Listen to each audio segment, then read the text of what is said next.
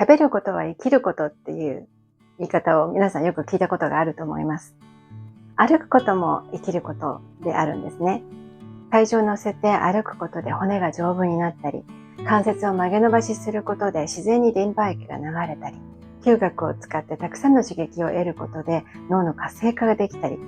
まさに歩くことは生きることなんですね。ところがシニア犬の中には散歩に行きたがらなくなる子もいますし、思うように歩けなくなってしまう子もいます。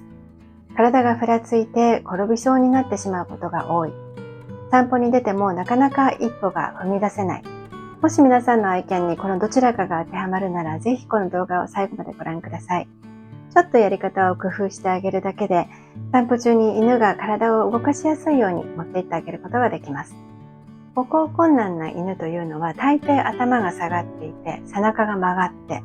そして前足も後ろ足もともにお腹の方へ入る、こんな姿勢をしています。非常に体のバランスが取りにくい状態なんですね。なぜかというと、頭が前足よりもだいぶ前の方に来ているので、体重配分が前方肩になっているからです。これでは後ろ足はただ踏ん張ることしかできないんですね。それが精一杯になってしまいます。この状態で前足を一歩前に踏み出すというのは難しいだろうなと想像できると思います。まず愛犬と散歩する時の様子をちょっと思い浮かべていただきたいんですけれども、皆さんは愛犬の前を歩きますか？それとも愛犬が皆さんの前を歩きますか？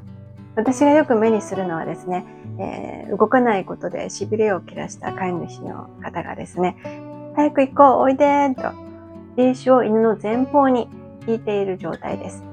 もうすでに前につんのめりそうな状態なんですけれども、そこをさらにリードで、前に進むように促されるとですね、前足がますます出しにくくなります。例えばスケートリンクで、バランスが取れなくてもヨタヨタしているところ、後ろから押されるような状態ですね。だからまずリーシュをつけたら、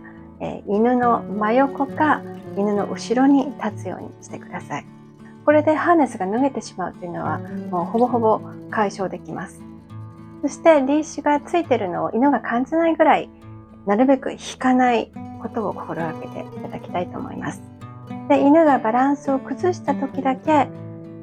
後ろから引っ張ったり前から引っ張るのではなくて、垂直に支えるようにします。歩く時間は増えなくても、これを徹底するだけで4本の足にしっかり体重が乗せやすくなるので、結果として体幹を鍛えることができます。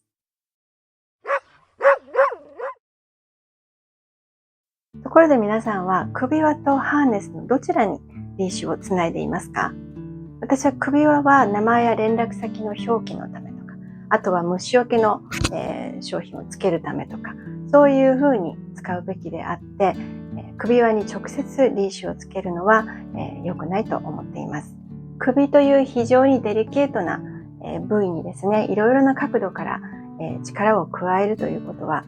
頸椎のヘルニアだったり、気管虚脱の原因になったりしますし、また症状を悪化させる恐れがあります。今現在首輪にリーシュをつなげているという方、もしよかったらコメント欄でその理由を教えていただけると嬉しいです。そしてハーネスをお使いの皆さん、ハーネスといってもいろいろなタイプがあります。市販のハーネスは、今ご覧いただいている A から D の、どれかに当てはまると思います。でもこの中で安全で犬が体を動かしやすいタイプというのは実は一つだけなんです。分かった方はぜひコメント欄で教えてください。ヒントとして犬の体に優しいハーネスのポイントを、言っておくと、首周りに余裕があること、肩甲骨と上腕骨が動かしやすいこと、そして脇の周りに余裕があること、この3点です。また歩行が難しくなってきたワンちゃんで、最近お家の方が抱きかかえて介助することが増えたという方、または小型犬で普段から、抱き上げることが多いという方はですね、こちらの動画で抱き上げる時の注意点、そして、下に下ろす時の注意点などをお話ししていますので、こちらもご覧になってみてください。